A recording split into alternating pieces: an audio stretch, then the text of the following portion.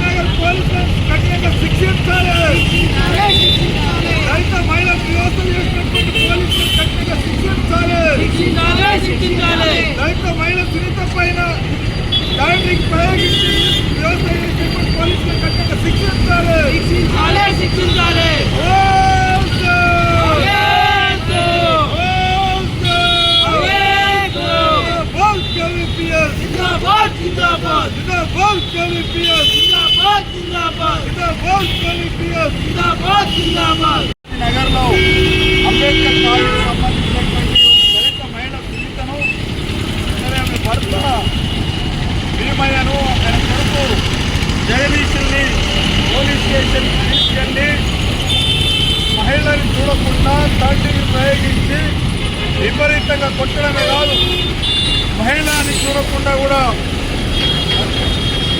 కొట్టనటువంటి పద్ధతిలో కొట్టినటువంటి పరిస్థితి ఉంది।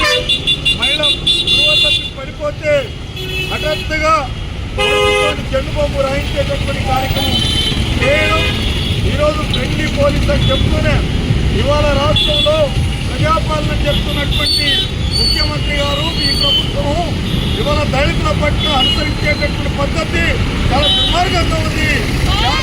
ఘటన తీవ్రంగా వివక్ష వ్యతిరేక పోరాట సంఘం తీవ్రంగా ఖండిస్తూ ఉంది। ఈ దుర్మార్గానికి ఒడిగట్టినటువంటి అక్కడ శాసనగర్ సిఐ, డిటెక్టివ్ సిఐ రామరెడ్డిని అతని ఇతర పోలీసుల్ని కఠినంగా శిక్షించాలి అని చెప్పేసి డిమాండ్ చేస్తుంది। అక్కడ వాళ్ళని సర్వీస్ నుంచి పూర్తిగా రిమూవ్ చేసి డిస్మిస్ చేయాలి అని చెప్పేసి డిమాండ్ చేస్తూ ఉన్నాం। ఎస్సీ అడ్వాన్సింగ్ చేస్తుంది, వాళ్ళని కఠినంగా శిక్షించాలి అని చెప్పేసి వాళ్ళు ఏం పాపం చేశారు, పక్క ఇంట్లో ఎవరో దొంగతనం చేసి బంగారం పోయిందని చెప్పేసి కేసు పెడితే అనుమానం పేరుతోనే వాళ్ళని తీసుకెళ్లి థర్డ్ డిగ్రీ ప్రయోగించడం అనేటటువంటి మార్గమైనటువంటిది రైతులు కాబట్టి ఈ రకమైనటువంటి వివక్షత, ఈ రకమైనటువంటి దాడులు జరుగుతున్నటువంటి పరిస్థితి ఉంది। గోదప్పి కోల్పోతే కనీసం నీళ్ళమంటే నీళ్ళు పోయినటువంటి పరిస్థితి కనిపిస్తూ ఉంది। ఇదేనా ప్రజాపాలన అని చెప్పేసి కేవీపీఎస్ ప్రభుత్వాన్ని అడుగుతూ ఉంది। ఇది చాలా దుర్మార్గమైనటువంటిది। ఈ ప్రభుత్వం ఇవాళ దళితుల పక్షాన ఉంటే తప్పకుండా ఇప్పటికే ఒక దళితుడు సిఐ నాగరాజుని పెద్దందారులైనటువంటి అధికారులు అట్లా కింద ఉన్నటువంటి పోలీసులు వేధింపుల వల్ల నాగరాజు సిఐ చనిపోయినటువంటి ఘటన మరొకముందే ఈరోజు షాద్నగర్ పోలీస్ స్టేషన్లో దళిత మహిళ పట్ల